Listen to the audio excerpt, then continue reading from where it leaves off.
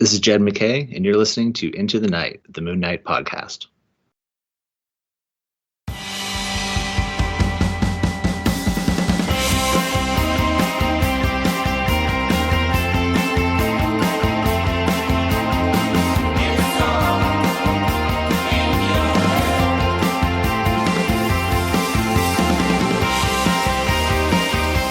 Yes, welcome back, Looney listeners. You are listening to Into the Night, the Moon Knight podcast. This is episode 252, and it's great to have you back with us. You are with your High Priest of Khonshu, Ray, and we are looking at, it's a pretty cool segment. It's one of Khonshu's relics because of the moon. Don't ask me about the phase. I didn't put that in the prompt sheet. It's Moon Knight costumes. And we'll be going through like a rough chronology of Moon Knight costumes, discussing, which ones are our favourite or least favourite. And joining me on this episode, on this journey, is newly dubbed Drew Turntables Tombz. How you going, Drew? There we go. How are you? Thanks for having me back, Ray. Yeah, no worries. Drew, don't worry there. Insert SFX, what I find appropriate. There, Drew is... I can't tell you how excited I am to hear the post effects that you're going to put. Those are always some of my favorite parts of the shows. Well, I'll try to make it not the obvious, so we'll see whatever future Ray does, it's going to be in there. But big welcome, Drew. Of course, fantastic to have you on. Now, sponsor-wise, Drew is one of our major sponsors under the moniker Tombz and Lurk Music. Can go catch Drew's music on Soundcloud and Bandcamp there. Another top tier Patrini, Daniel, doing and his creation Fringe Night issue 5 is just about released. Looking the goods. I saw a bit of a sneak peek from Daniel. Looks great. Support your independent comic book creator and fantastic cosplayer too. CLZ Comics by collectors.com. Drew, I did that Z for you for the US. Hell yeah. So any of your comic book collecting database needs, go check them out. They're fantastic. I think they're probably the top of the tier, top of the range database organising for all your collections. They also do books and music, Blu-rays, that sort of thing. And finally, Dreamland Comics from Schaumburg, Illinois, the online superhero superstore. I was just going to make the joke to emphasize online, since we encouraged so many to go raid their wares last time. That's it. Apologies if you drove over an hour to that address and it was nothing but closed up. I blame Khonshu. But Drew, a big welcome. Before we're going to go into our main event, just a little something that we were dabbling with regards to our idle chat. We're going to just talk about, I want to get your thoughts on Devil's Reign. So this is coming up. I'm excited by it. I don't know about you. I haven't followed an event in a while, but Devil's Reign looks great. It's got Mooney in it. Are you going to be grabbing it with both hands yourself? Yeah, so it was really cool that you had brought up chatting about that, because I'm really excited about it. I've read like events that were put into collections, like we talked about last time with Damnation. I'm currently reading the Death of Doctor Strange, and it's my first time like while it's being released, following an event and seeing the one-offs, and I'm also collecting like the Darkhold one-offs and that whole event right now too. So it's super fun, and me and my girlfriend actually just started rewatching the Daredevil Netflix series. So I never read any of his comics. It just didn't strike me as a character I wanted to read. But I went back and I've been reading a ton of Daredevil. And actually I saw Jed McKay had posted about how fantastic the current run is with Chip. And I'm almost fully caught up to present with that. And then, I noticed that that's the series that's leading directly into Devil's Reign. Mm-hmm. So I'm really excited about it. Yeah, me too as well.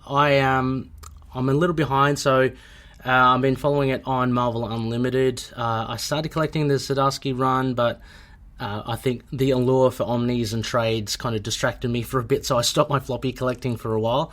But I'm up to now. I'm still about 10 issues behind. I'm back onto collecting Daredevil, so I've got issue 36, which is the direct prelude, apparently, to Devil's Reign.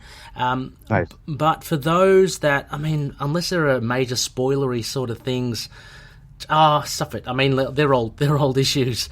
Just for the listeners, Drew, can you maybe give a premise of what's been happening in Daredevil and what we're heading towards with the latest issue? Yeah, so I've read everything in this run that's available in Unlimited, and there's 2 more issues that were in the normal Marvel app, for purchase. They haven't been out long enough to be free yet, so I haven't read those 2 yet. I'm getting to them, but I mean, the long and short of it is, and I didn't read the run before, but I guess Matt got hit by a truck and actually almost died, and it really messed him up. He was trying to get back into doing the Daredevil thing, and because his senses were off, he accidentally kills somebody by throwing him too hard against a wall. And he goes through dealing with all that, leads to all sorts of drama. Spider-Man ends up showing up and taking his mask and telling him, I'd like to think someone would tell me when I need to throw in the towel. I'm telling you, which I thought was pretty cool. So he basically is done being Daredevil because of this whole incident. And the arc then follows him, obviously not stopping doing what he's doing. But Elektra comes in. She starts acting as Daredevil on his part. There's Bullseye clones, all kinds of stuff. And meanwhile, while all this is happening, Fisk has he's already mayor, but he's starting to try to remove himself from the crime world and act on a political scale, and realizing just how difficult that is and how absolutely horrible politicians are, even compared to criminals. Yeah. And yeah, where I left off with it, Matt had I honestly can't recall if he got busted or if he handed himself in, because I've been reading it so quickly, but he's in prison right now, and he's being very difficult about everybody trying to help him get out. It's getting pretty spicy. Yeah, that's kind of thereabouts where I'm at as well. So one of the big issues, issue 25 of Daredevil, which I know went into second and third printing, and it's pretty hard to find. On the front cover, it's Daredevil behind bars, and yeah, he does kind of like he goes against Foggy Nelson's and McDuffie's advice, and he basically seals his own fate by admitting to something.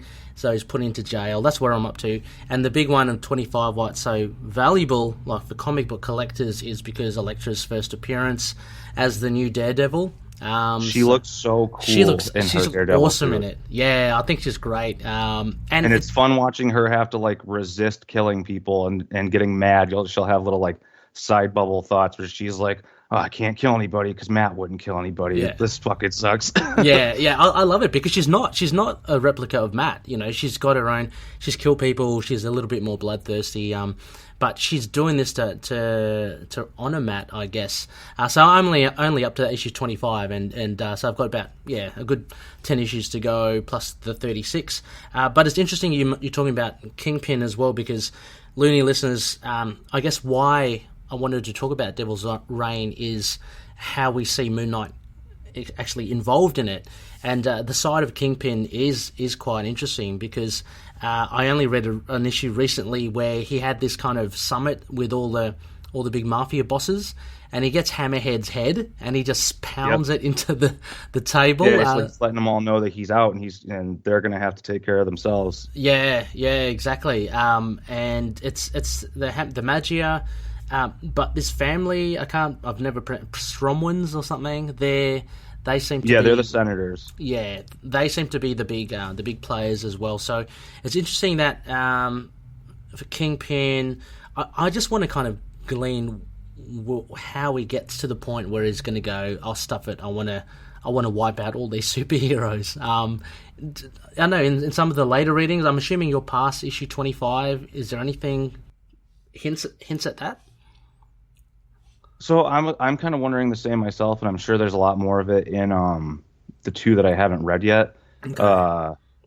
Because he has his whole Kingpin has his whole thing where he goes to dinner with all these rich like billionaires, and big spoilers, he is getting made fun of by one of these guys at dinner because these are all rich people who think they're untouchable, and old Kingpin tendencies pop back in, and he ends up killing him in the bathroom and having to have Wesley cover it all up. And they all know that it happens. So now he's got the billionaires against him too, and it's a really interesting like role reversal, because you're so used to being so scared of how the Kingpin can make anything happen if he wants it to happen.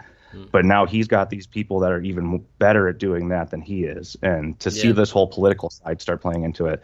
But yeah, I'm really curious to see how it's going to get to the point where he clearly has, because in Devil's Reign he clearly has some power if he's running this team of supervillains and trying to wipe out heroes and all that stuff. Because where I'm at right now, he's just super pissed off, and he's still like recovering from the strong winds coming after him and almost killing him. Yeah, for sure. And I'm just going through my head the titles that we are to expect. I mean, so of course, Moon Knight's got a one-shot, as well as a tie-in in his regular series. So Devil's Reign, Moon Knight is out with him behind bars. So of course, it seems that he's been caught up, or Kingpin has caught up to him. There are other ones, like the ones that I follow, obviously the other podcast, Spider-Woman. That's in actually her next issue 18. We get Devil's Reign tie-in. So interesting to see how because for the most part in her series, she actually has been trekking around everywhere. It's not like she's been totally in New York the whole time. The most recent issue she has, so obviously she's on Kingpin's radar there. The other tie-ins are Villains for Hire. I think so. We can only assume that Kingpin has hired a consortium of assassins and stuff to help wipe out the heroes. There is also Superior 4, I think it's called. Yeah, those look like the Spider-Man tie-ins, and I've not heard of the Superior 4 until I saw these. Those look fun. Those look, really fun as well. Dr. Octopus seems to be in there. That's all I know. I haven't really delved into the covers. So even Winter Soldier has a one-off for this, which I thought was really interesting. Okay. And the X-Men have like a three-part mini. That will be because I am just so out of touch with mutants. I don't know where they stand with the rest. I mean, I love mutants, but I admittedly have never read X-Men comics. Okay. And I like the cartoon and all that stuff, but that's just a whole. Like the Marvel universe is huge, and you aren't familiar with the mutant, that's a whole lot to catch up on. So I haven't. It is. Unfortunately, I've not dove in yet, but yeah, this cover is cool. It looks like it has Emma Frost and Elektra on the cover. There's one, I think, of issue 3 of Emma Frost, and you can see the reflection of someone, I think it's Kingpin's face, I can't remember, in her diamond form. Yeah, he's standing behind him. Yeah, that's pretty cool.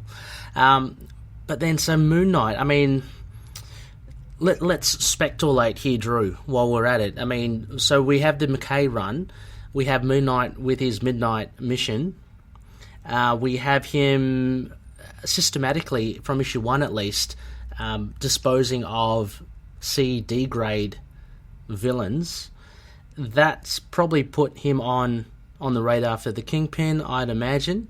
And him, basically. I'm just trying to see how it works within his storyline as well. Right, yeah, I'm trying to figure out how he's going to end up locked up, and I think it's a really interesting move that they just put him on the cover clearly in jail. And they released that, weeks and weeks ahead of whenever we're going to find out what's going on with it. So, if anybody who's reading the current Moon Knight run, he's clearly not locked up yet. So it's going to be interesting to see how he ends up that way. Yeah, I mean, he might, again, something that we haven't seen yet. We've just been shown the reveal of Zodiac being what is the main villain for Moon Knight in the issues to come. But unless, of course, he crossed paths with some of the criminal bosses, I guess, that would probably get him... Because I'd imagine what he's doing now is not really causing much of a blip in the scheme of things for the Kingpin and all that. So I'm assuming if he does come across maybe the Stromwinds or the Magia or something, that will kind of get him connected into Devil's Reign. Similarly with Spider-Woman, I find it very difficult as to how she kind of factors in, but I'm looking forward to it. I guess it's going to be... I actually was just kind of looking around at one of the event pages. I don't know if you've seen this cover, but I just, in the Skype chat, I popped you an image. It's pretty cool. It's a really cool cover, but it's extra interesting that it's Hunter's Moon on the cover and not Moon. Yeah, and I love it. It's it's an homage to itself, to issue 1. Yeah. But I'd love to see Hunter's Moon in. I wonder if that is him in a villainous capacity or in a heroic capacity. I'd love to see him kind of in a heroic one. I don't know about you. Yeah, and I think it'd be kind of cool to like see him doing some of Moon Knight's work, or like I don't know if they would do it, but like even maybe he's the one that busts him out of jail or something. I think that could really a high potential to be something like that. Those two teaming up as a duo would be pretty badass. The two fists, just friggin'. I reckon that'd be great. Actually, we'll earmark that one, Drew. I'll say that's a little speculation there. Let's see if that. Yeah, I'm making a little mental bookmark. Like, hopefully this happens.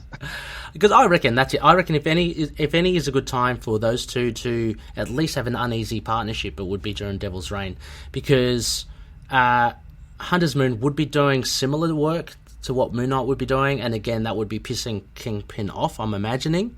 He's not. I mean, because when we've seen him, he's not exactly a villain, right? He's serving Khonshu, and he's exacting vengeance, similar to Moon Knight. But it just so happened he was focusing his attentions towards Mark.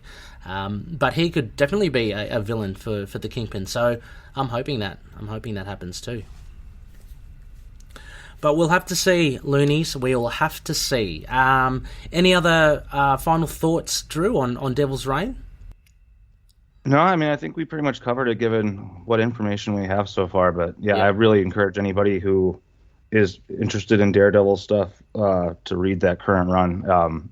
It's got me going back and actually starting to read a bunch of Daredevil's older runs, and he's becoming my favorite character next to Moon Knight. Yeah, I've always liked him, just never read him, and he's great. You'd be surprised. I mean, he's got a longer history to Moon Knight, of course, but I think it's fair to say he's consistently had just really well-written stories and great runs, and some of it may be repetitive, like the themes become repetitive, but it's still great. I mean, if you haven't touched the Miller run, or the Bendis run, or the Brubaker run, you are in for a treat. When you say Bendis, are you talking about End of Days? End of Days is one of them. No, but his regular run. But End of Days is yeah. That's what I've been working through right now. On physical, and this, as someone who's a huge fan of detective noir stuff, this is one of my favorite things I've ever read. Well, if you like that, then just imagine a whole series kind of like that. Not End of Days, of course, but just the way it's kind of told. It is phenomenal. Like, as much as we may make fun of Bendis these days, he really has written masterpieces like Alias. Oh, for Daredevil. sure. And luckily, when I was looking for pointers on what Moon Knight to read, and obviously everybody shreds the Bendis stuff, there was plenty of people who pointed out that Bendis' Daredevil is absolutely worth reading. So I'm glad I saw that. Yeah, absolutely pinnacle. Top tier stuff as well. I mean, there's so many. I love D.G. Chichester's stuff of the 90s. But again, 90s is a certain flavour people may or may not like. So Right. So anyway, Looney listeners, why don't we get on with our KHONSHU'S relic? So, as mentioned, we're going to go through...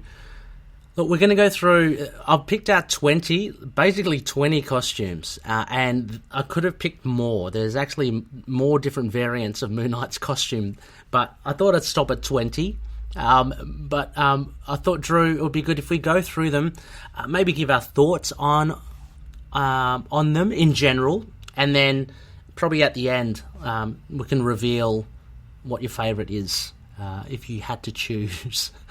Absolutely. I'm excited. I think I saw like we were talking about before the chat. There's a lot more here that I haven't seen than I anticipated. So I'm pretty excited to go through these. Yeah. All right. Well, Turntables and myself are about to venture into number one. The first one, the original costume. Now I put this in brackets, Drew. I just put Don Perlin because it's the Werewolf by Night, and it lasted for a fair bit as well during the 70s. It kind of started dying off towards the late 70s, and by the time Moench and Sienkiewicz had their titular run, it was all but gone. But so this is the first costume a lot of loonies would know. It's the silver kind of costume. Predominantly, he had most notably the cape attached to his gauntlets, and he had a bit more of a tighter fitting hood, I guess, and a white kind of mask. And he had a lot of silver in there as well, Drew, because of him being the antithesis to a werewolf. So he had the silver cestus, the silver darts, he's got the silver belt, that sort of stuff. But what are your thoughts on this, the very first look of Mooney? I mean, it's cool for what it was, and if I'd seen this back when this came out, I would have geeked out. It would have been kind of like, it's frightening, honestly, and especially because he pops in as, I don't know, I guess a villain you would kind of see him as. He's imposing for sure, and spoiler alert, I am very, very partial to the Ellis Run suit. I like all of his suits that have black incorporated into them. Nice. And like this little picture of him standing in the doorway, where the black parts of his suit are just shown as negative space that blend in with the dark. It's a pretty badass look. I will say though, I hate this cape. Yeah, like, me too. Yeah.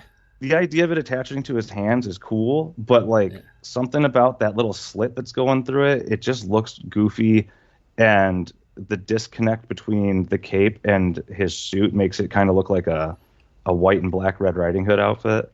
I think I remember from one of the interviews, I think it was Ralph Macchio, I'm not too sure, but I could be getting the details slightly wrong, but apparently I think Don Perlin was pissed off when they did change it to a standard cape, only because he said that there was a practicality of actually having it attached to the wrists, like when he put his arms out to glide, whereas a cape, unless we have seen him hold his cape and use it kind of as a glider or a parachute, it's not as practical as the original costume.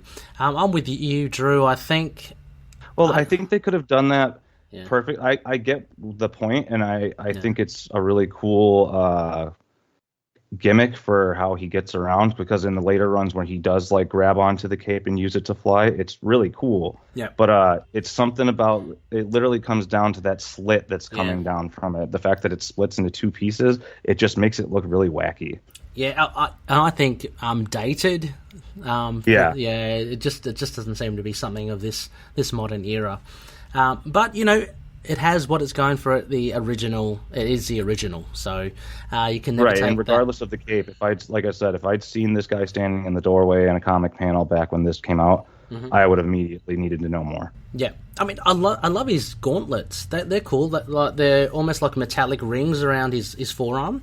And he does have in the Werewolf by Night issues, he does have the cestus, which is the spiked knuckles. So very cool looking. But yeah, there's just a little bit, I don't know. For me, it's a sentimental favourite, but it's not particularly my favourite. Right. The next one would probably be, I think, arguably, correct me if I'm wrong, Drew, probably the most recognised Moon Knight one. It's the jet and silver costume. I've labelled this Moench's 80s era, but it bled into, the miniseries. It bled into Mark Spector Moon Knight.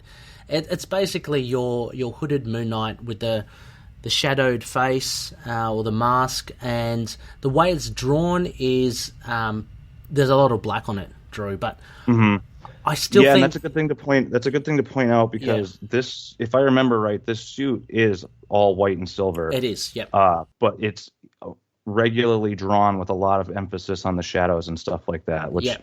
And we'll get into it when we get to some of the later ones, but I'm one of the people, I don't know if there's other people that think the same, but I personally am not a huge fan of Moon Knight suits when you can see just how white everything is, because I think it starts to look kind of like, it just looked kind of weird, but they got around that by putting all of the shadow play on the drawings, and it looks awesome.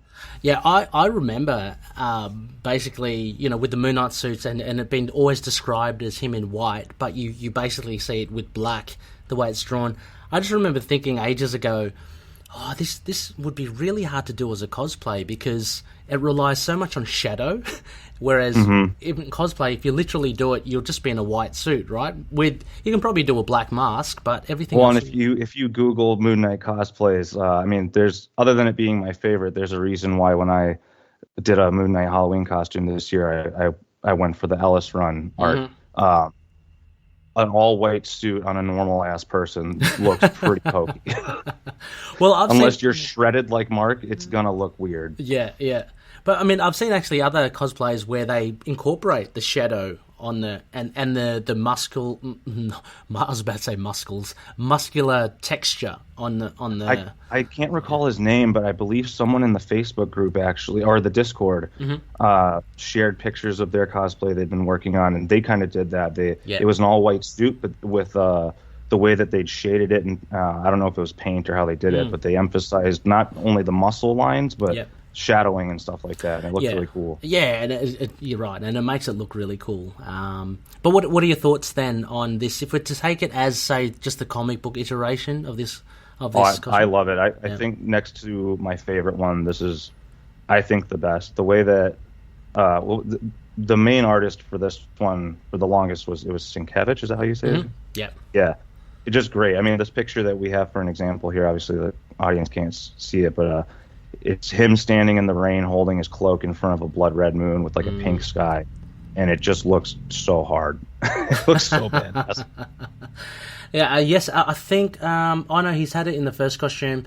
He does. I mean, it looks like he has it for almost all of them. He's got the crescent moon on his chest, similar to many superheroes having an emblem on their chest. So that's the most prominent thing, I think, from this costume, as well as potentially the point of difference being his actually having a look, even his belt is similar to the original. It's kind of it's got the crescent darts attached to it, hence that's how we can get his crescent darts. But there's a particular look to the belt where towards the belt buckle it kind of tapers in, which his belt changes throughout. So if you're a belt aficionado, you're going to have a field day with this Moon Knight costume.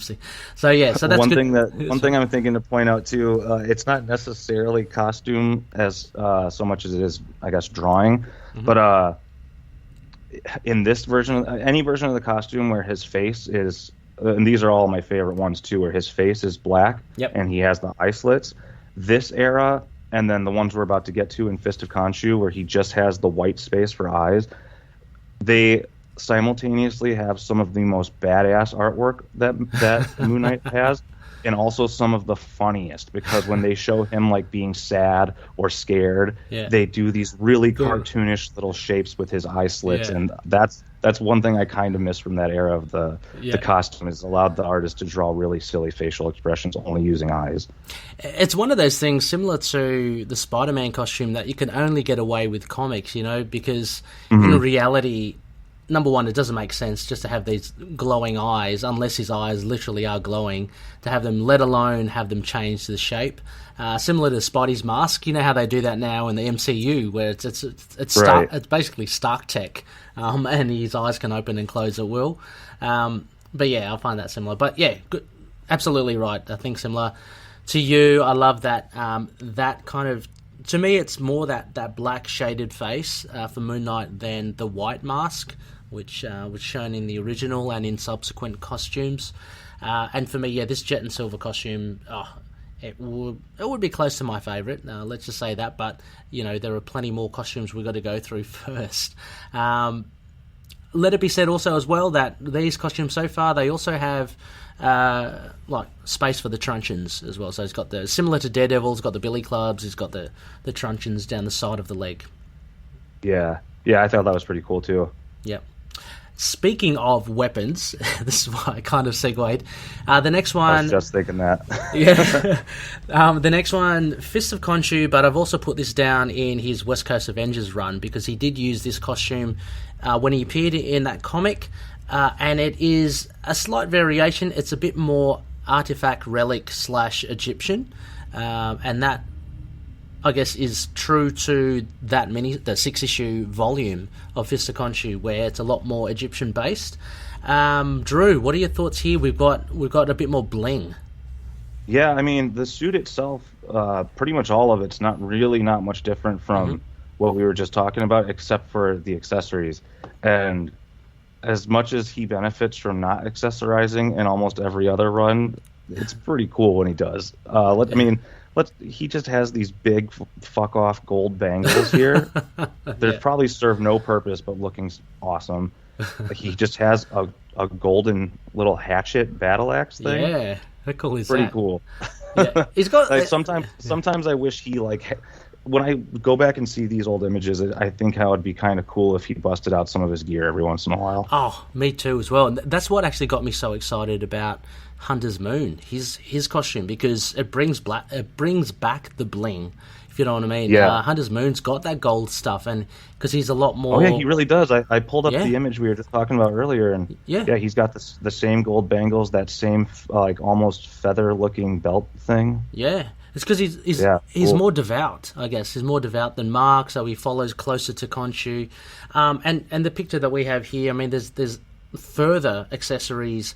He throws like this scarab beetle dart as well, and he's got all sorts of he's got an ankh. I don't even know what the ankh does. I can't remember what it does. But he's got that big ass belt. It looks like he won a title fight, boxing. So does he ever? That's funny that you bring up the ankh, because I know obviously I've seen several images of him with it, but I haven't read this in so long. Does he ever do anything with it? Like, does he ever even like just bop someone with it, or is he literally just kind of holding it?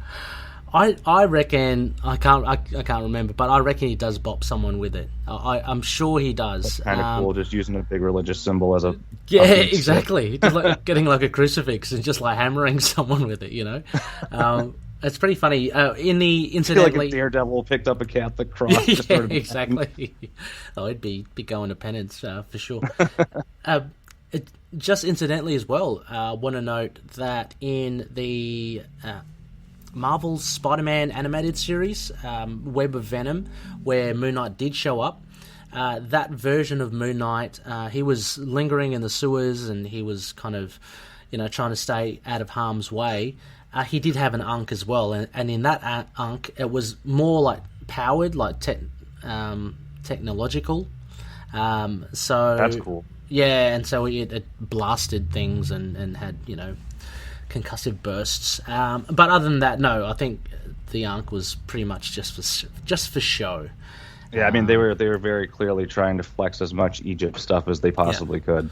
Yeah, for better or worse. Yeah, and initially, actually, I hated this. Like, I didn't really like Fist of Khonshu at all. Like when I first read it. Oh, same. It grew on me towards the end of it, but at first I thought it was so hokey. I mean, and it is, but when you realize that's kind of the point, it makes it kind of fun. Exactly. Yeah, it's just grown on me, and I don't mind now because I was a bit more of a purist. Like, it's got to be like the black, white, and the silver. That's all. Like this gold is not doing it, but actually, it does. It does look cool. So, and one thing I kind of took when I finished the Fist of Khonshu stuff was because it's pretty short. I think you said 6 issues, right? Mm-hmm. Yep.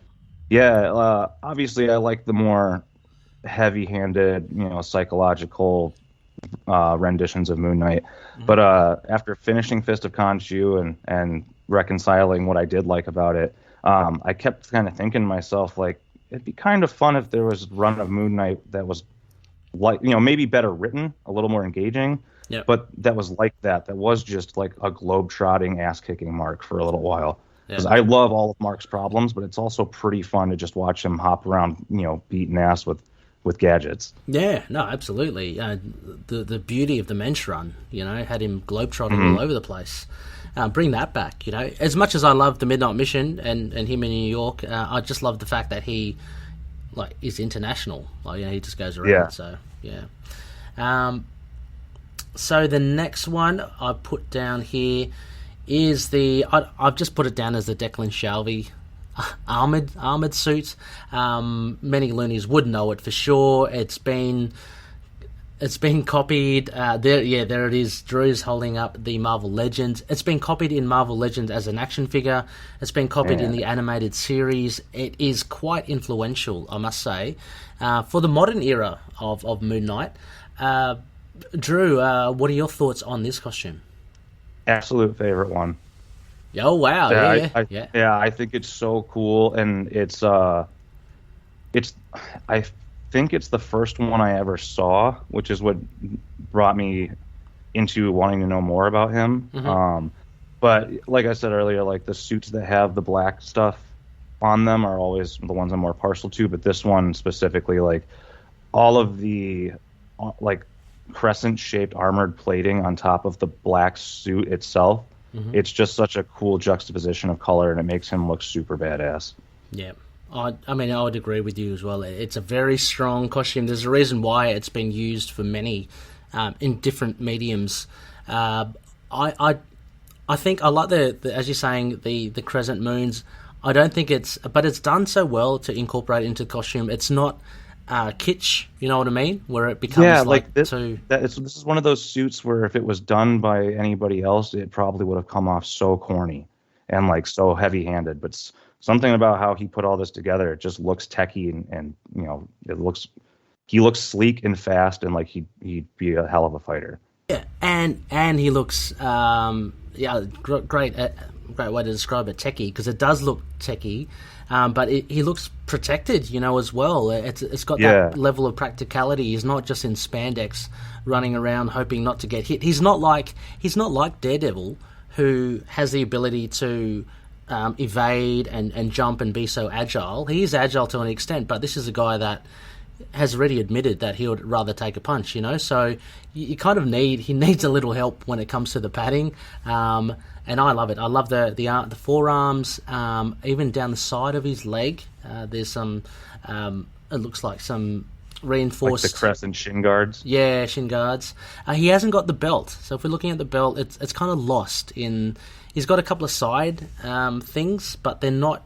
I wouldn't classify it as a belt. Speaking of the belt, this, like I said, this is the version I did a cosplay for Halloween this year, and I was really concerned about what I was going to do about a belt, and then I realized that he doesn't have one in this version, and I actually tinkered with using a belt in at least in costume form. The belt made it look weird, like having white separating it looked weird, but the all black suit looked imposing. So I'm wondering if maybe they tried it and it looked bad or something. But yeah, it is interesting to note that this is like I think the only suit he doesn't have a belt. Yeah, but that's a great point as well. I mean, it must have been just a conscious decision because aesthetically, I mean, you would have seen it when you tried the belt on yourself when you were cosplaying, how it probably would have potentially stuffed up the aesthetic. But yeah, I can see that. The other thing as well that a lot of people I guess jokingly say about this costume are the clogs, or the Crocs, sorry. His shoes? Yeah, his shoes. But, you know, they've got to be, you know, steel-tipped. They've got to be hard. I mean, to be fair, go look at any of your favorite superheroes' feet, and you're going to start disrespecting them pretty quickly. No hero's feet look cool. Yeah, even in his old suits, I'm going back to the ones we've already gone over, he just basically has big latex, like a combo of a big latex cowboy boot with like a raver pump. It's like a gum boot.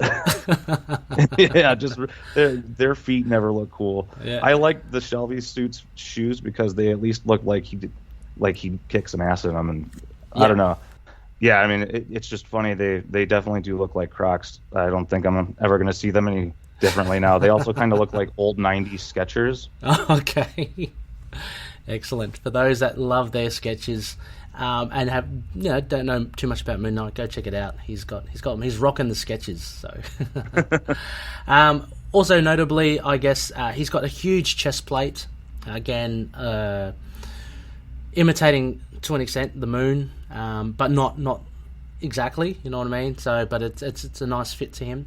But yeah, mostly black, which is cool. Now, Drew, we get one of the most popular ones, I'm assuming. We get Mr. Knight. So this came in your favourite run, Warren Ellis. And it's basically Mr. Knight in a white suit and a white mask with a moon on his forehead. So, yeah.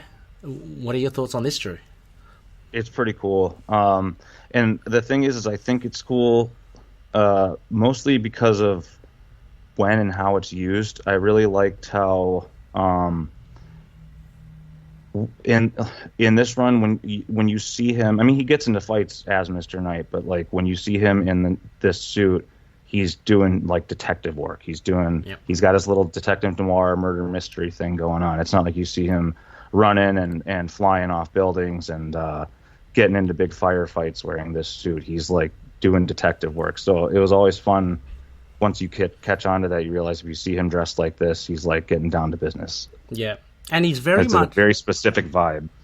It does have a I mean, and not only that. I mean, basically off the back of that, it's so distinct from his other identity as Moon Knight. If for anyone who's just read or read the Ellis run, right from the get go, you get this sense of a different, massively confident, self assured Mr. Knight. You know, who backs it up with his abilities, like when he takes on that Frankensteinish monster down in the sewers in issue 1, he's just not phased at what he sees. He's not phased at this massively deformed thing.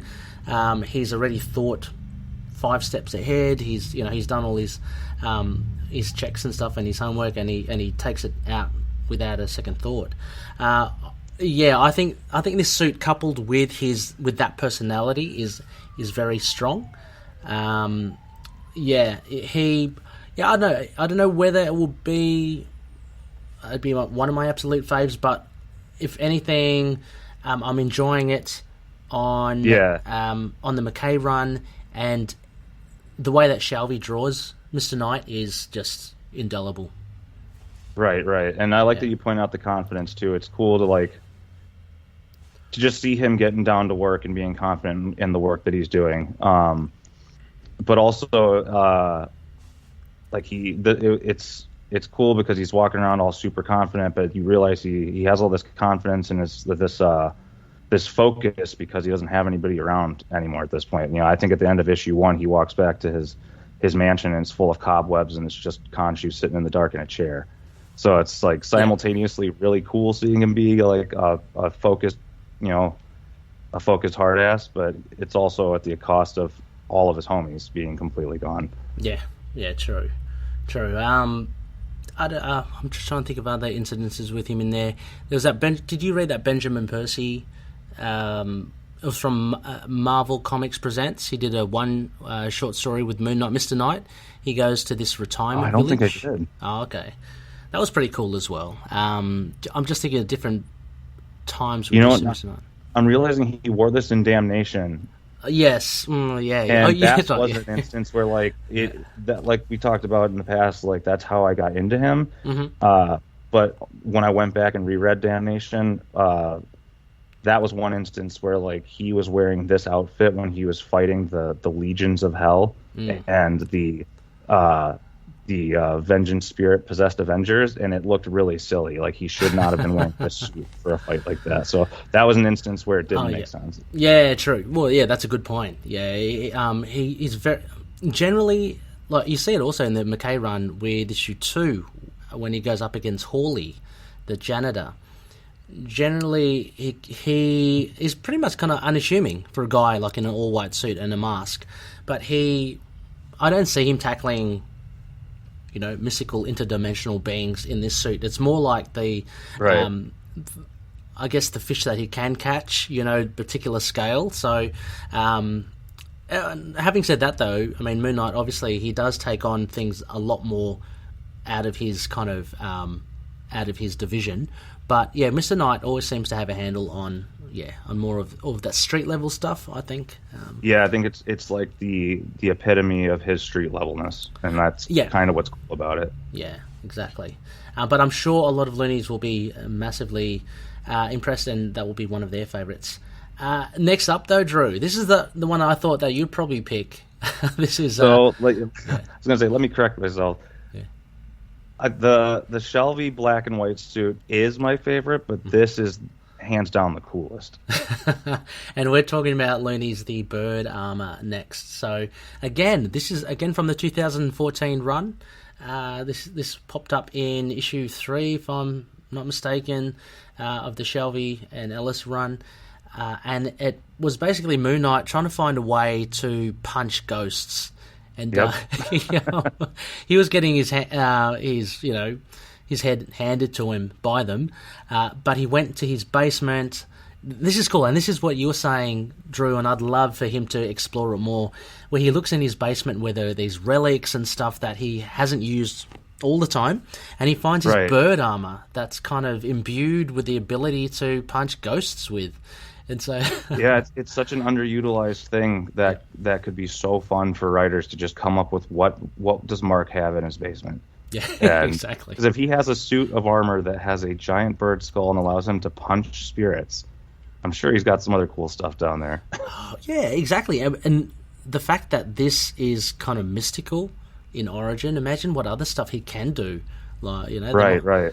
Might be a big ass Ankh there, Drew, that can I don't know, whip up something. But yeah, this is very cool. So for those that may not have seen it, are new to Moon Knight, best thing is go check it out. I'll put it in the show notes. I'll post up something online in our groups for it.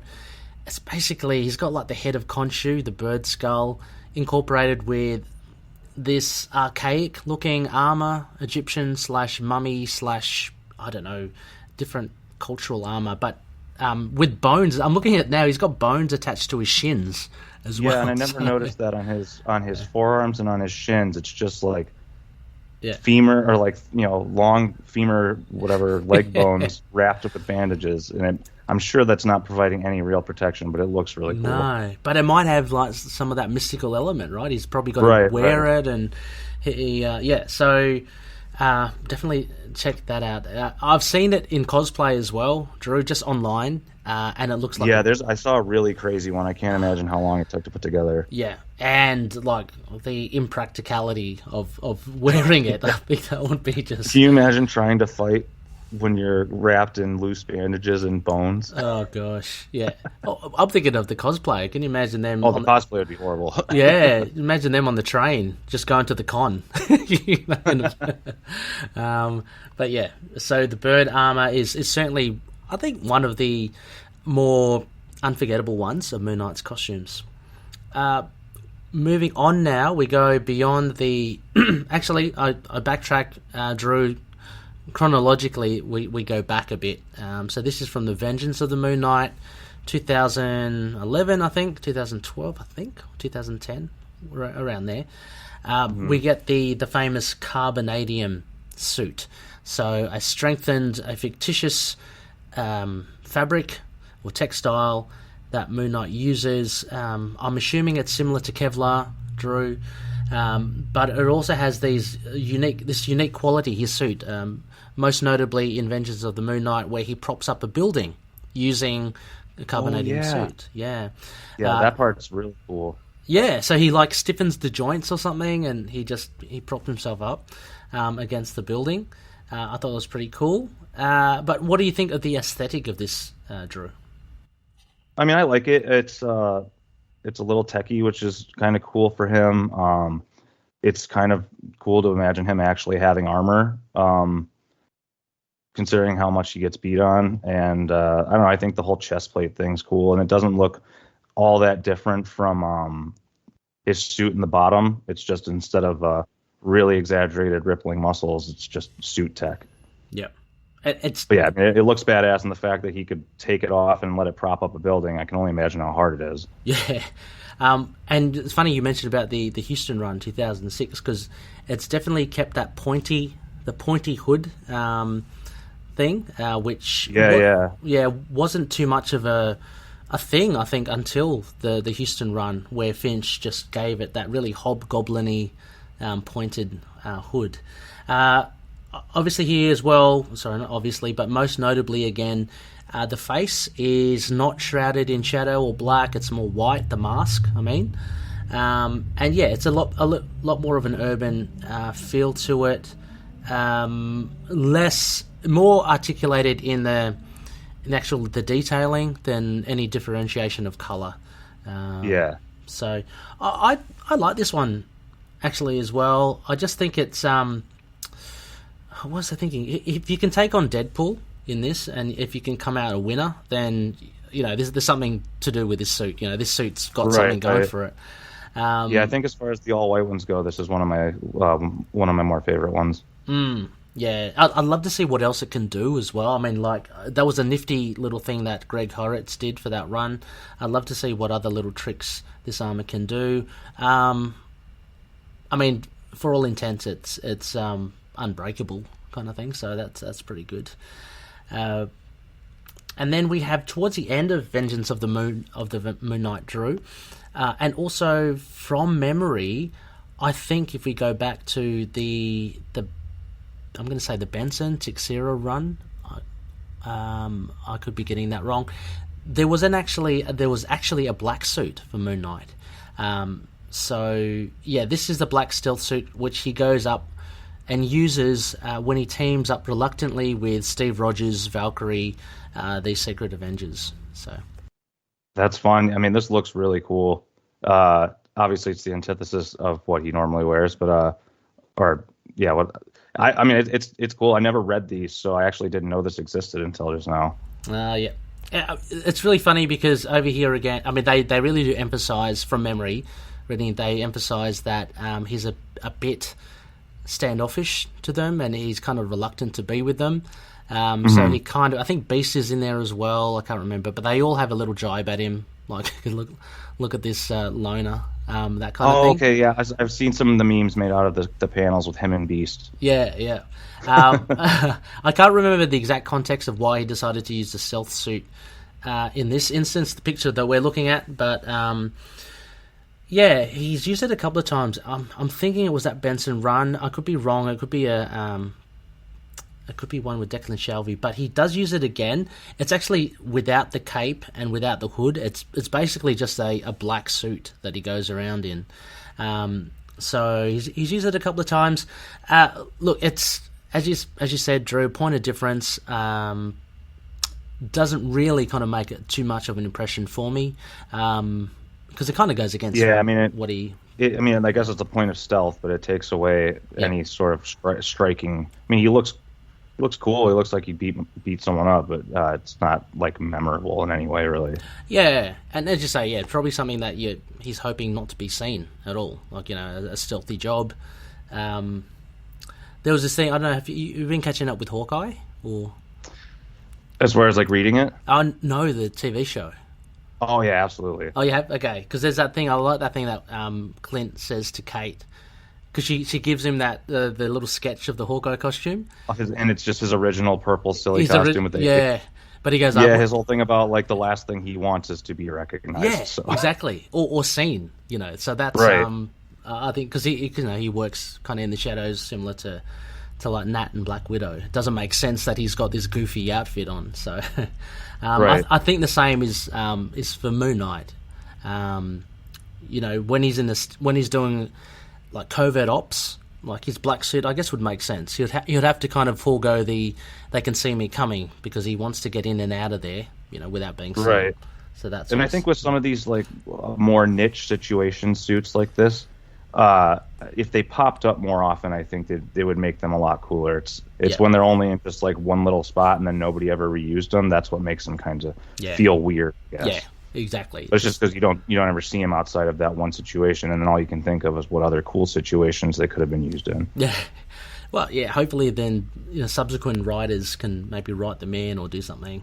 But that's the thing. Look, we're going through almost at the halfway mark here, Drew. We're going through like 20 different costumes for Moon Knight. So, some of them unfortunately won't see as much love as others. But there you go. Something very much of the 90s. Segue here, number 9, I've got here the Adamantium suit. Adamantium was the thing in the 90s. So, oh yeah. This, I'd have to say, this would probably have to be one of my guilty pleasures, Drew. But what do you think of this suit? It's. I mean, it looks pretty cool, and for being one of the all completely white ones, it looks really cool. Mm-hmm. I like his big bulky belt. I think it's funny how they like make sure to emphasize that it's shining. Yes. Yep. The big shoulder pads, very like 90s. Yeah. Make him look tougher. But what did you think of these okay, I thought it was a little bit silly, but these wrist gauntlet, these blasters, crescent blast. Yeah, he's got like Mega Man fucking blaster gauntlets. Yeah. So, I mean, it looks kind of cool because the rest of the suit's already so hammed up, anyways. Yeah, because so for listeners who don't know, instead of him throwing the darts, he actually shoots them out of his gauntlets these time. I didn't know instance. that. Yeah. So that makes him even. I mean, that's cool. I mean, also as well, conceivably they would be thrown, or they'd be shot out a lot faster and with a lot more force than if he could just hurl it himself. So, well, I assume a lot more accuracy. So it's actually that's another piece of tech that'd be cool if he still used. Yeah. Because honestly, that's one of his weapons throughout any of his suits, any of the runs.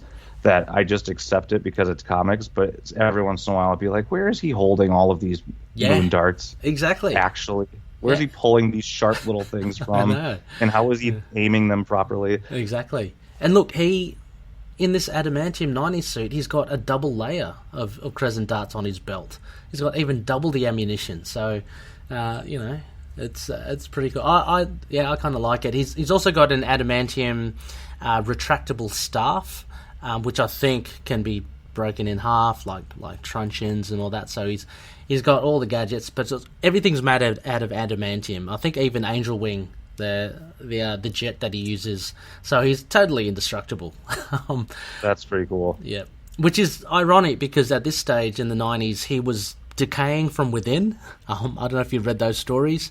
But I think so. So he was super strong in the suit, but his actual body was just toast. Yeah. Oh, and that's a good point as well. This suit apparently also made him super strong, or that could have been the illness that he had. But I remember in the Web of Spider-Man where he featured, and he and Spidey fought Hobgoblin. He had super strength, so I don't know whether that was the suit or that was him. Number 10. Okay, here. I'd love to hear your thoughts on this one, Drew, because you mentioned all white, potentially not your thing. I put Jacen Burrows' one in. This is a more recent run. Because for me, it did stand out. It was basically no bones about it. It's all white. It's not. Yeah, is this the Bemis run? Yeah, the Bemis run. Yeah, I mean, this was. I mean, I'll be honest, probably my least favorite one. And the thing is it doesn't look bad. It looks cool. It looks like Moon Knight. But this is a prime example of an all-white suit with almost no emphasis on the shadows. So it sometimes looks sometimes it looks really cool, but to me it just ends up looking flat compared to a lot of the other ones. Mm-hmm. Oh, that's a fair point as well. I'm immediately thinking of White Vision as well because he was basically all white. There wasn't much you can really do with him other than cast some grey shadows.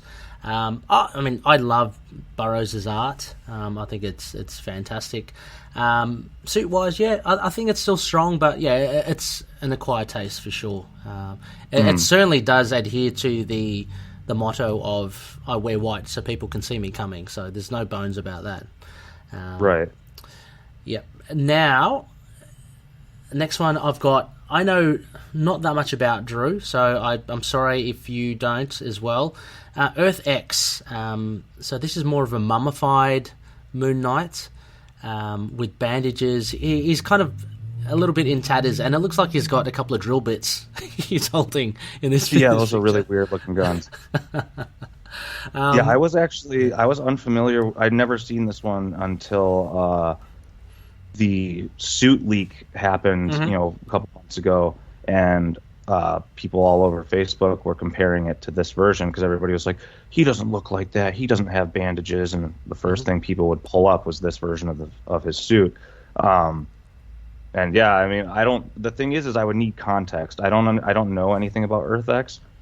So like, if this doesn't look not cool, the idea of a guy who's all kind of mummified in a tattered cloak is kind of cool, but like, it would not be a cool suit permanently. This looks like something that he would have because he's been stuck somewhere and has no other choice. But again, I don't know the context of the story, so maybe in the context of the story, it's really cool. Yeah, I mean, I'm kind of with you as well. To me, it could easily be like another character. It doesn't have those aspects of Moon Knight that make him Moon Knight, other than just the hood and the cape. But the face is all different. He's got the bandages. He's like mummified. He could be something else. So, right. Yeah. Did I? Hang on. Let me just see if I put this in there. Oh no, I did. So I'll have to ask you later because we do touch. Oh, I'll just jump into it now. I'll just jump a bit forward, Drew, because then what do you think of? What are your thoughts on the Disney Plus leak costume? So the thing is if that leaked suit picture is the real one, and we talked about this the last time I was on, like it really grew on me. I think it's pretty cool. And the thing is it has all of the features that this Earth X one has, but it has emphasis on all of the things that make him recognizable as Moon Knight. It's like it actually incorporates the crescents and the glowing eyes and stuff like that. So it's grown on me again. I don't think it's going to be his permanent suit, or if it's even him at all. But I think it looks really cool. But yeah, it's essentially this Earth X suit, but with not boring. Yeah, not boring.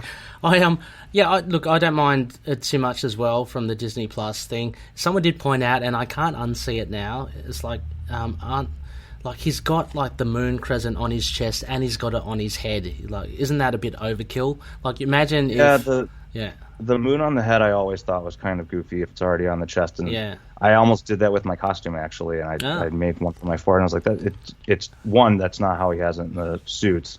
It's just a little overkill. It's a bit too much. Yeah, so I mean that's the only kind of thing. And in that leaked photo, we don't get the cape, but I'm sure it's there. But the way that they do the hood is pretty cool, I think.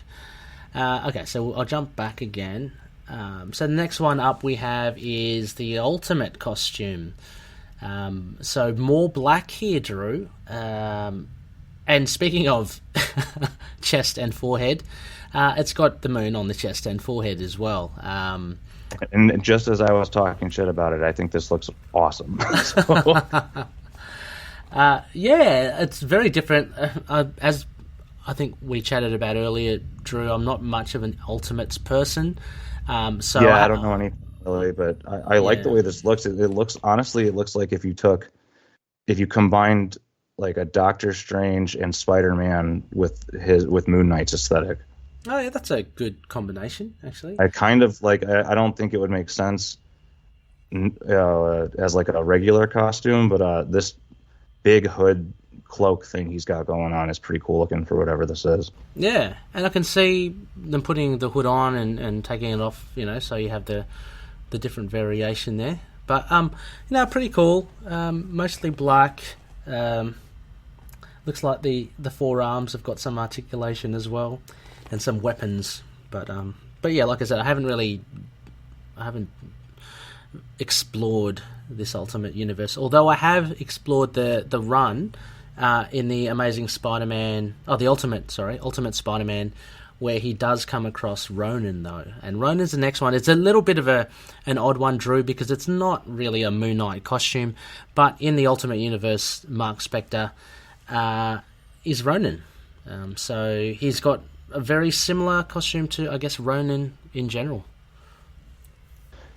Yeah, it's interesting to see, like, I have to reference the Ronin suit in the comics, but it's interesting that they didn't really do too much to let you know that it's Moon Knight outside of the white eyes. Yeah. But, I mean, it looks cool. To me, it looks like some Ninja Turtle stuff. For sure, you're right. I mean, the suit has nothing to say it's Moon Knight at all. Just from memory, I think it was just mentioned that Mark Spector is Ronin. So Spidey runs into him at some occasion. I can't remember why. It was a good story though. Again, we're talking about Bendis again. Okay. Very, very strong run of Ultimate Spider-Man, but Mark Bagley art as well, just really good. Okay, so we're heading towards around about the last 5 or so, Drew. I threw this one in here. Now it's only popped up really kind of once during Infinity Warps. Arachknight. This was, I think, a favorite with a lot of people. I don't know if have you read the story for this? No, I haven't, and I've been meaning to.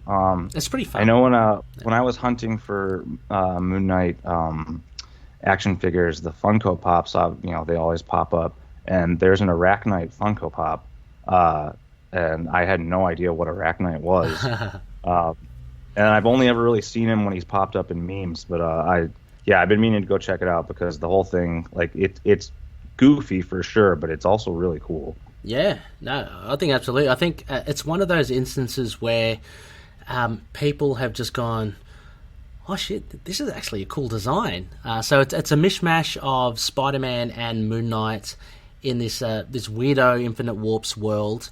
There were other ones, Ghost Panther, so there was Ghost Rider and Black Panther combined. There's all these other ones during the run. But Arachknight was pretty cool. Predominantly more Spider-Man than Moon Knight, but he's got the pouches, he's got the white hood, but he's got that splash of red, Drew, which I think is really, really cool. Agreed, yeah. Yeah.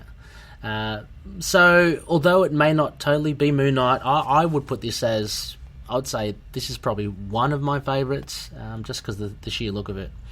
My good buddy of mine that I nerd talk Marvel stuff with pretty much every day, we saw the new, can't think of what it's called, the new animated Spider-Man that they dropped the teaser trailer for. Oh, okay, yes. Weekend. Yeah.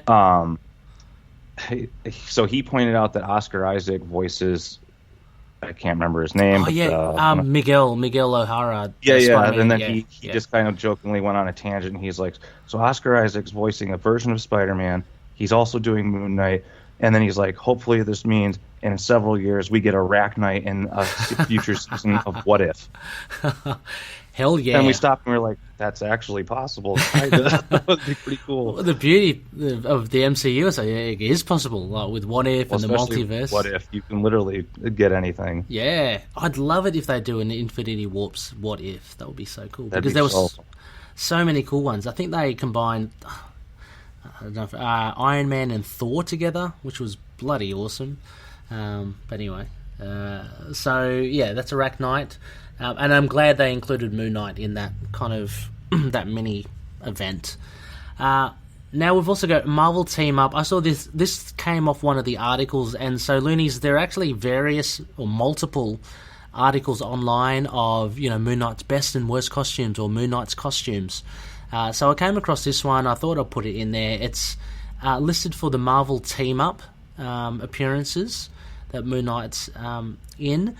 And now, Drew, this is a bit of like a mix and mash of, or actually it's a bit of a riff on the classic Jet and Silver, but we do get like black now as his main body. I thought it looked pretty funky. I don't know about you. What did you think? Yeah, I mean, it's fine, but it looks like, to me, it looks like the Declan Shalvey suit, but without the interesting parts of it. The Declan Shalvey suit, but without any of the armor stuff. Yeah. So it works, and as I'm partial to the black suits or darker silver suits, I definitely think it's fine. But it's just a little boring compared to the ones that you've already seen. Yeah, that's fair enough. I'm just wondering, you could argue it about with other suits as well, but if he wants to see them coming and is in white, what does he hope to achieve with the black? Like because you can see his head and hands and legs. Right? It's just like Anyway, no, I think it looks pretty cool. But you're right. I think it might be a watered down version of the Declan Shalvey one, to be honest. Next one I've got. Jumping mediums. I've got Ultimate Alliance. Oh, yeah. So I picked this one also, Drew, because a lot of Loonies, or the Loonies I've come across, their gateway drug to Moon Knight was through the games. So I thought, well, aesthetically there must be something going on for Moon Knight there.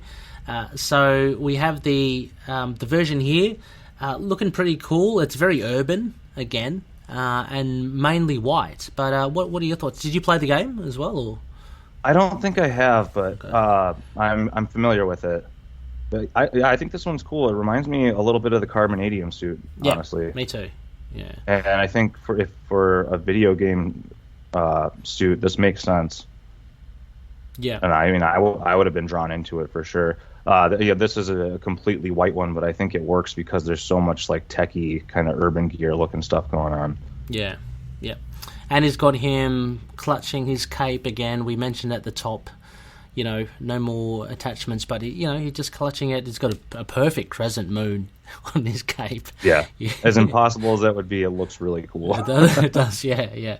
But I think it looks pretty cool. As you said, I think it's very much leaning towards the Carbonadium suit. I like it when things have a purpose, so as long as the detailing here, there's I'm assuming a lot of the lines are for the actual joints of the arms and stuff. So that's good if that's the one. He's got a whole heap of pouches, so you're talking to a 90s kid here. I'm happy with that. Okay, we've got a couple because we've skipped Disney Plus. Only a few other a couple of minor appearances here. Drew, this one, one of the four Horsemen of Apocalypse, Moon Knight, was featured in the Jeffrey Lemire run of Extraordinary X-Men. So you mentioned you haven't read any mutant books, Drew, but Lemire did this. Unfortunately, it wasn't as good as his Moon Knight run, and I think he admitted that there was just so many constrictions that the editorial were giving him that he couldn't really tell the story that he wanted to.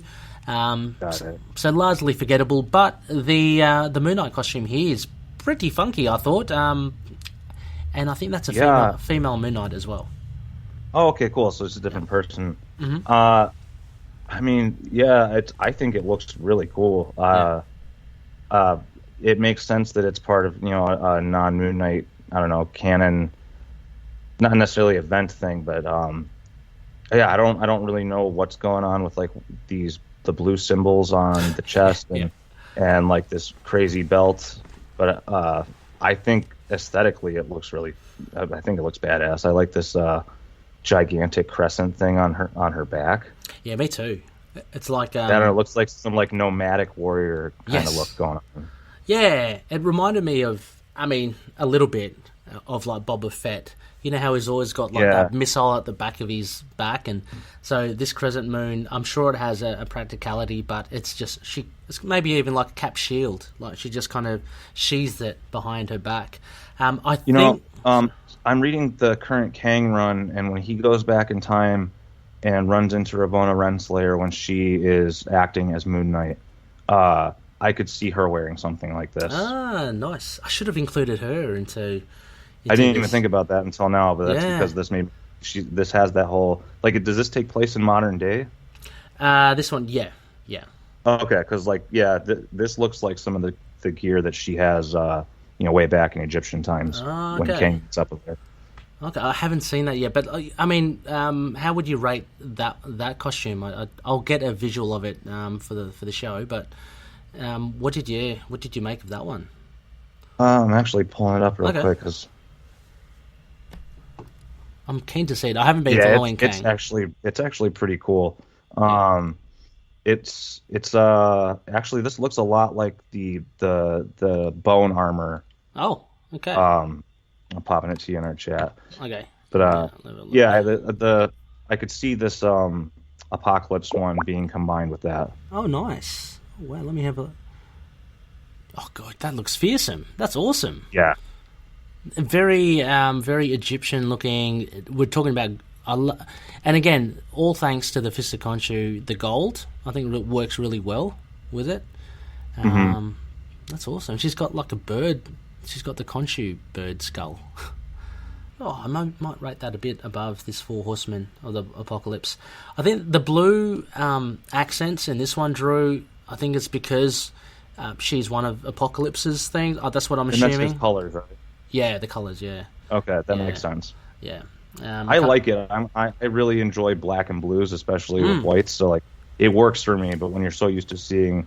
It's shocking at first to see blue incorporated into a Moon Knight suit, so that's why it's kind of throwing me off. But I like it. Yeah, I can understand. Totally. So we've done the Disney Plus one, a couple of ones now to round it off.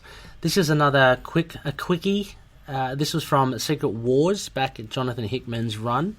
This was part of Secret Wars Journals, one of the many tie-in books about this new world, battle zones, and so this is a different reality, and this is more harking back similar to what you just showed me, Drew, of the Ravonna. What's the name? Ravonna? Ravonna Renslayer. Renslayer, yeah, her costume. But what did you make of this? This is very much a Egyptian-y looking Moon Knight. Yeah, I like this one too. It's really imposing. He looks like a ruler or something. Yeah. I think the bird skull kneecaps are pretty cool. Yeah. His boots for the first time ever are pretty awesome. Yeah. Yeah, so... But yeah, I don't know the context of this either. It looks like it's in the past, which makes sense. Like, if he was wearing this modern day, it would be a little odd. Yep. But, it looks ancient and reminiscent of the bone armor. Yeah, a little bit more of... royal. Yeah, a little bit of context for it, though. Secret Wars, I think it was meant to be in the present of wherever it was. Mutants were enslaved by the world, but Mark was helping to free them all. He turns into a werewolf, apparently, as well. I absolutely need to read this. And I think he saves them or he dies, I can't remember. But this was all in Secret Wars. But that was Mark's, or a Moon Knight version of Mark. So he was tying into that I love it because he ties into that supernatural as well of turning into a werewolf. But I do love this Egyptian kind of relic look. I think it's great. He's for all intents bare-chested, and he's got that, I can't remember the name of it, where that kind of decoration around your neck when you're, ancient Egyptian thing. So it looks really cool. Yeah, the bird skulls on the knees are pretty funny, but other than that, I think it's pretty kick-ass. And finally, Drew, we have rounding out. We've got present day. I wanted to put it in because it is slightly different. Cappuccio's slight tweaks to Moon Knight's costume. What do you make of this? I love it. Me too. I mean, for all intents and purposes, it's essentially a revamped version of the Declan Shalvey suit. Yes. If I am, hopefully I'm correct here, but I think his suit here is like the main chunks of it. Is it black, or is that just how he shades it? I think it's just how he shades it. I think. Okay, yeah. See, that's kind of cool because you still get the same effect that you get in the Shalvey version, but it's all shading and coloring, and because he has this very manga anime-esque shading style, he really gets to emphasize that. So for the people who like the black suits like me, you get all of the aesthetics of the black suit while it's still being a really sleek white. Yeah, no, definitely. I would put it up there with the Shalvey's suit, but yeah, just the style of Cappuccio is just really evocative.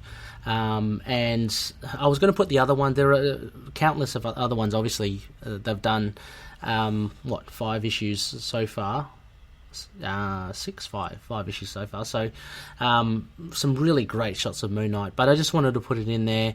It is our modern take on Moon Knight's costume for sure. So,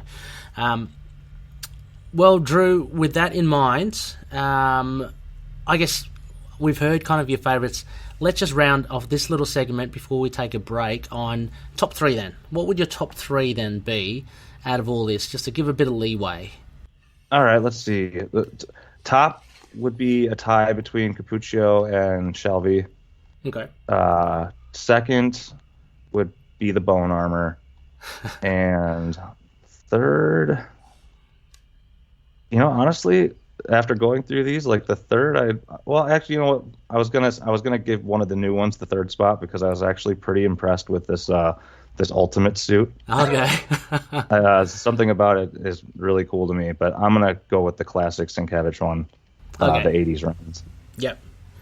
Oh yeah, good choices all round. Look, I would definitely have to. I can tell you my top 2. Well, like 2 straight away. The Sienkiewicz one, the '80s. It's just what I see when I think of Moon Knight. Declan Shalvey for sure. It's such a strong suit. It's so cool. And now the hard one is because there's so many other good ones. I could easily pick Mr. Knight or the bird armor. I'm going to go a little left of field. Oh, yeah, stop it. So I'm going to go a little left of field because I was going to pick the Vengeance, the Carbonadium suit, because I love that suit. But I'm going to pick the adamantium one. Why not? It's funny you say that, because I was scrolling around and I had stopped on the adamantium one. I'm like, this is really growing on me. Yeah, it's it's of its time. We'll probably never see it again. But it was a hell of a lot of fun with Moon Knight. Terry Kavanagh writing. Once he got that Moon Knight suit, it's just crazy.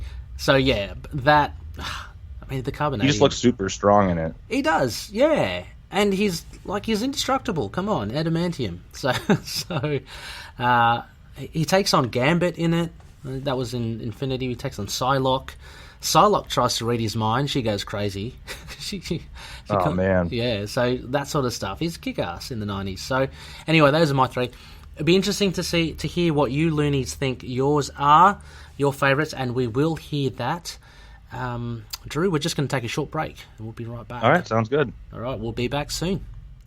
We are Venomaniacs is the Venom Site official podcast for all of your symbiote news, reviews, and point of views about Venom-related comics, movies, television, animation, and merchandise.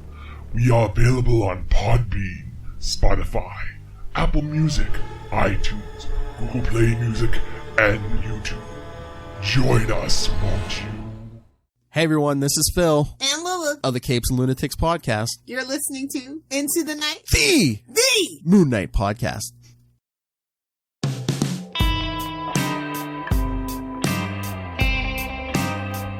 Yes, welcome back, Looney listeners. You are listening to Into the Night, the Moon Knight podcast. This is episode 252. You are with Turntables Tombz and High Priest of Khonshu Ray. And we were just talking about our favourite costumes of Moon Knight. And Drew, we've got some feedback here that I'd love to run through to hear what other Loonies had to say.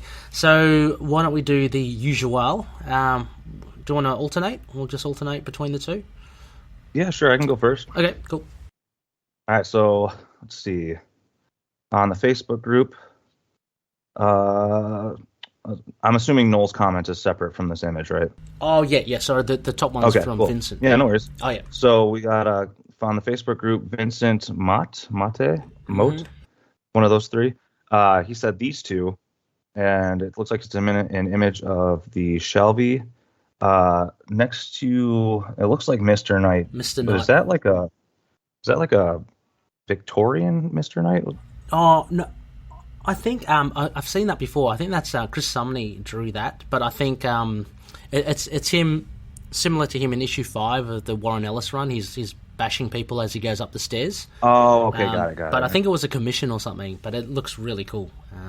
Yeah, it looks really nice. But yeah, Vincent, thank you. I mean, those are very strong choices. Shalvey featured both in Drew and my top 3, and it's yours, obviously, your top 2. Noel, Looney Tunes. How are you, Noel? Anyway, Noel writes in and says, I've really grown to love the original Perlin design. The design of jet and silver along with the hood, cowl and cape attached to the wrists just looks cool. I, of course, love the Sienkiewicz redesign from Hulk Magazine Volume 1. So slick and looked really cool in movement. I always thought that the opening double splash page to 26 of Hit It, with the buildings in the background and Mooney swinging through. The costumes look gorgeous. I've also been a big fan of the Shalvey armour. Well, again, gets the one. Some people call a Bib and Crocs design. Bib, that's a funny one. With the black and white. I'm glad they are using a version of that in the current run. Looks cool. Honourable mention to bone armour. Thank you, Noel.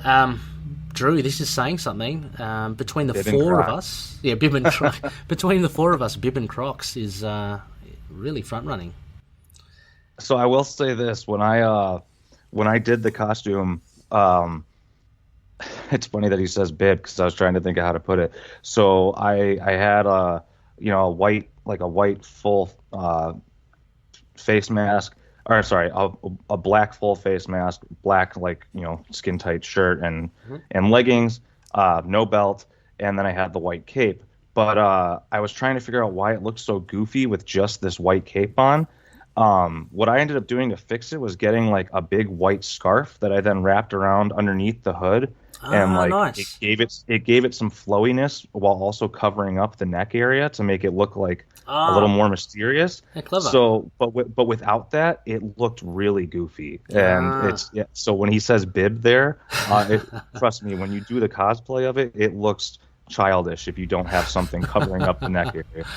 Wow. So again, just I love hearing about it because these sorts of things you discover as you actually add practicality to it. Like you as a cosplayer putting that on, it's like, this can't work. So hats off to people being a person putting a white cape tied around a fully black suit, it looks really silly if you don't accent it right. Yeah. So I mean, full credit to costume designers. I mean, all this thought goes into it. We have a next short one there. Sorry, Drew. Do you want to do the next two then? Oh, this is a good one. Yeah. Billy Brooks says, "Oh, that one in the mental hospital, the sheet night, LOL." Yeah. That is absolutely one of the coolest ones for sure. The fact that he needed to make himself a little makeshift Moon Knight suit to get in the ass kicking mode was kind of cool. It's such a cool idea, isn't it? It's like, I've got to cover myself. What do I do? And he just like raps whatever. That's so cool. Do you want to take the next one? That was quite short, that one. Yeah, sure. So Mario Di Giacomo. Mm-hmm. I have to go with Mr. Knight, but of the classic costumes, I rather like the black suit, white cape combo, as well as the Shalvey. Less is more, in my opinion. Yeah, fair enough. And I think Mario goes on to say... I probably should go into more detail so I don't have to explain myself after the episode is posted. I like the Mr. Knight outfit because it's not just a cape and tights ensemble. It carries a sort of hard-boiled film noir vibe that elevates the book beyond traditional superheroics. I 100% agree. Yeah. But if I have to go superhero, I tend to default to costumes that apply the KISS, keep it simple, stupid, principle best seen in the Silver Age, hence straightforward outfits without too many fiddly bits. Also, I like black. Okay. Nice. Thank you, Maria. So we've got an advocate here for Mr. Knight, but also... apart from that, just the less is more as well, of just a nice sleek costume, which, I agree as well, although having said that, I did pick the Adamantium one with all the fiddly bits. But no, thank you so much, Mario. Also like black, so I wondered if you like the stealth suit. To be honest, I'm probably least impressed by the stealth suit because it's just a black version of Yeah.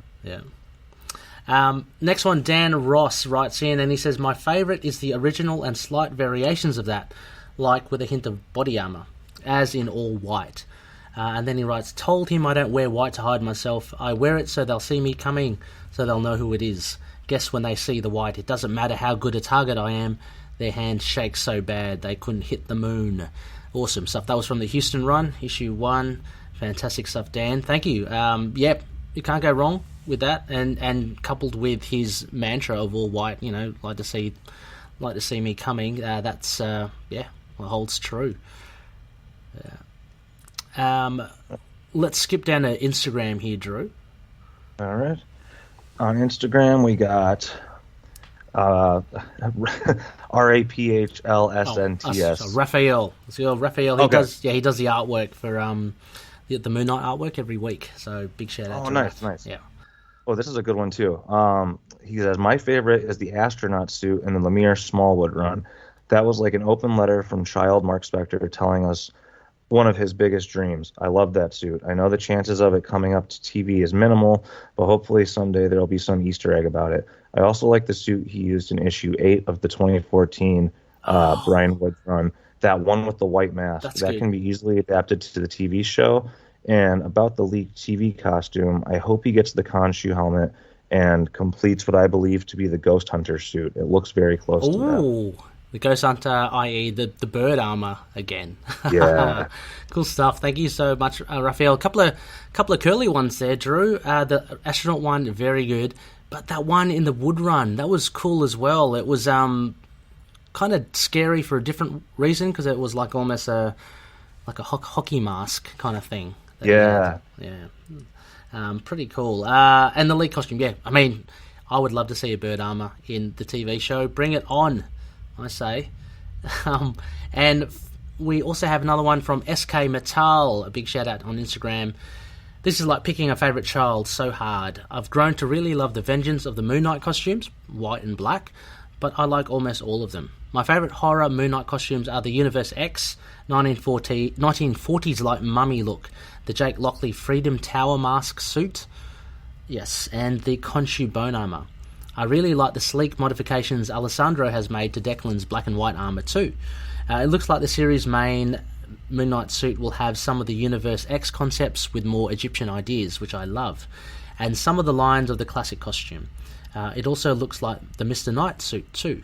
I think the D Plus series suit will evolve, so I'm open to whatever they go with. So no, I couldn't pick a favourite.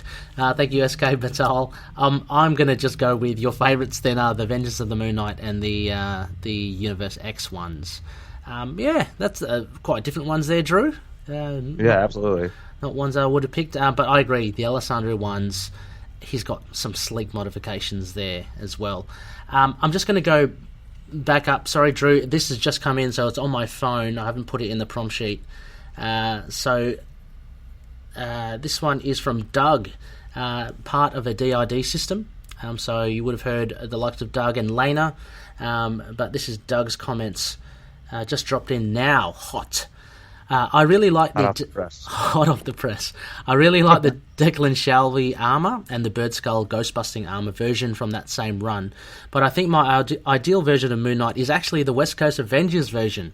It has all the elements I like from the Fist of Khonshu run. The gold belt, the wrist, leg bands, ancient weapons handicrafted by Hawkeye, combined with the elements that I liked better from the Moench Sienkiewicz run. The black mask with glowing white eyes, the crescent moon on the chest instead of that dumb ankh. I think the costume element I hate the most is whenever he has a white mask that shows every detail of his face. Like parts of the fist... Yeah, fair enough, I can understand. Like parts of the Fist of Khonshu run and that goofy Marvel fanfare story about the boy band. As for that one, Drew, I'm not sure if you managed to read the Marvel fanfare one, you can actually see his teeth. That's how hugging the white mask is. As for the show, I would like to see the classic Sienkiewicz design version along with Mr. Knight. I think the version from the leak pic looks interesting, but I was hoping for something a bit more classic. I'm hoping that is just an early version or a depiction of Khonshu. I agree too, Doug. Absolutely. And yeah, look, I agree with most of all you say there. The white mask I don't mind as much myself. So that's just me. And Lena writes in too, I think my favourite is the classic version as drawn by Sienkiewicz. His art is just so beautiful and striking. A close second would be the Mr. Knight version. Very strong contenders there. Mark looks good in that white suit. I also really like the way Rochelle Rosenberg colours both the Moon Knight and Mr. Knight suits in the current run, with that bluish glow around it, making it seem almost ghostly. Moon Knight has been mistaken for a ghost in several of the runs. As for the show, since the classic costume and Mr. Knight are my favourites, I definitely agree with Doug that those should be used. I totally agree too. So we're talking about the fanfare and the teeth and the mouth and all that stuff showing, which normally I really don't like. But look in the upper left-hand corner where they have the little stamp-looking thing. Mm-hmm. The nose and mouth are showing on that, and it looks really badass. It's kind of funny. So for some reason that looks really cool, but in his actual suit, it looks goofy as hell. Yeah. I've never seen that before. It's a good read. You should give it a read. But yeah, that white face. People have different versions. Sometimes I admit it. Sometimes it looks pretty bad. But for instance, I like the Jacen Burrows one as well, where it's clearly a white face and not much facial features seen underneath it. So thank you so much, Doug and Lena, for those that just came in as we're recording. So you got in there. Also, Drew, before we finish off, there's just one bit of comment from YouTube from one of our older episodes. I just wanted to round that out. Oh, yeah, sure. So on YouTube from CMK7, in response to episode 251 on the Moon Knight Price Guide. Great stuff, Ray. Glad to hear all as well. I was missing the ITK end of week post, and it had me a bit worried. Best of luck with your move and getting everything sorted.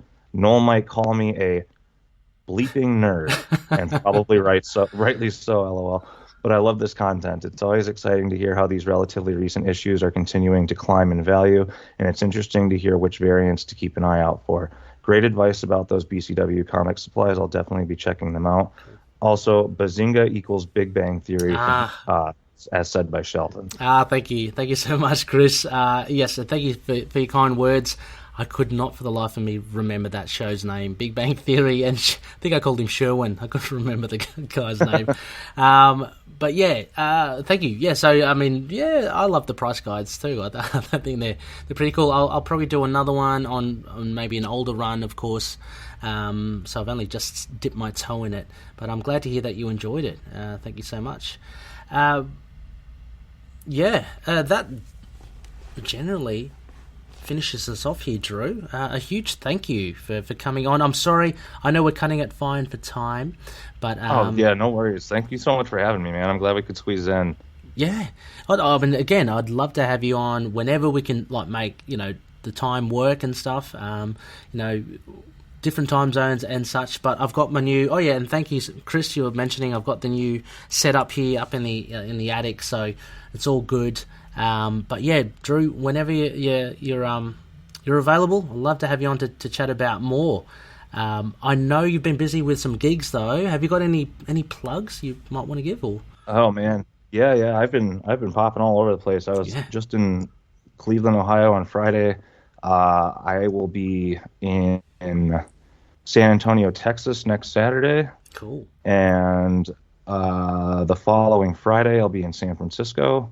Nice. And then we've got holiday stuff, and I got Dallas and Houston, Texas coming up in January, and a bunch of music coming out in January too. So hopefully sky's the limit, and I'll be hopping all over the place by a couple months from now. Awesome. Well, if you have any flyers and stuff like that, send them our way. We'll chuck them up in the group. Absolutely. And I'll chuck them up in the show notes here as well. But a big thank you, Drew. I mean, it's always fun to chat with you. Yeah, that was a blast. Like I said at the beginning of the talk, there was a lot of suits I'd never even seen before. So plenty of suits. Learn something new every day. Yeah, exactly. The next phase, Loonies, episode 253. We'll be going back to an idle chat, and we're going to be spotlighting Zodiac, so the latest villain to come out of the McKay run. We're going to look at a mini-series as a 3-parter released, I can't remember. I think it was during Dark Reign, and we'll have Jack Russell Moran on there to join me from Tombs of Evil. So it's a lot of fun. That'll be fun. Zodiac's fun. Yeah, Zodiac's crazy dude. Once again, a big thank you to the likes of Drew and all the other patroonies. You too can become one if you check out patreon.com/ITK Moon Knight. Great incentives. We've got another bonus episode coming your way exclusive to patroonies. So big thanks to the likes of Daniel, Drew, the gentleman right here, Justin, Derek, Kyle, Wayne, Jordan, Josh, James, Anthony, Russell, Michael, Mario, and Gavin. So a huge thank you to one and all. And again, just check it out for all the incentives. You can see the dead air that Drew and I had for a bit. It's all in there, uncut. Also sponsored by CLZ Comics, collectors.com. Go check them out. They're fantastic. For a pittance, you can have this power at your fingertips where you can catalog all your comics and filter them, sort them out as you like. As mentioned, Daniel Doing from Fringe Night, patreon.com/Fringe Night 27 is Daniel's Patreon page. Go check it out. Go check out Fringe Night. And for Drew, he's got a couple of websites on SoundCloud. Go check out soundcloud.com/Tombz, TOMBZ. And Lurk Music, again, which is on Bandcamp, Lurk Music with a CK.bandcamp.com. And finally, Dreamland Comics, the online store. Use the code MOON and get 20% off all your back issues. And then finally, we are part of the collective fantastic shows here, Happiness in Darkness podcast, the Signal of Doom, and Tomes of Evil, a supervillain podcast, of course. Just a smattering of what you can find. Now, you can contact us. We always love to hear from you, emailing at feedback@itkmoonnight.com. We've also got a website, itkmoonnight.com. And we're on Facebook, Twitter, Instagram, YouTube, Discord, Get Vocal, and Podchaser. Incidentally, Drew, with the Patreon, since it's going so well, and I did say that our second goal was to, I was going to subscribe to some membership to some sound effects and such. I might look at StreamYard. So I'm not sure if you know about StreamYard. It's just another option to Skype. I think it'll be a lot of fun. Anyway, I'll see how I go there. Just thought I'd just fling that to you. Otherwise, yeah, definitely looking forward to it. I've heard of it. I've not dipped into it yet. Okay, yeah. So we can actually stream live to platforms out there. So that'll be really cool. I know that good buddies at the Capes and Lunatics do that. Otherwise, I'm going to get the sound effects stuff, and I'm going to find a really good sound effect for your nickname. So don't you worry. I can't wait. Thank you once again, Drew. It's been a pleasure.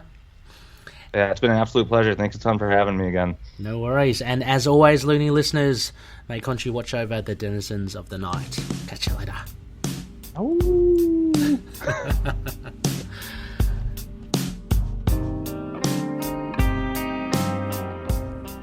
Moon Knight and affiliated characters, stories and events are properties of Marvel Characters Incorporated.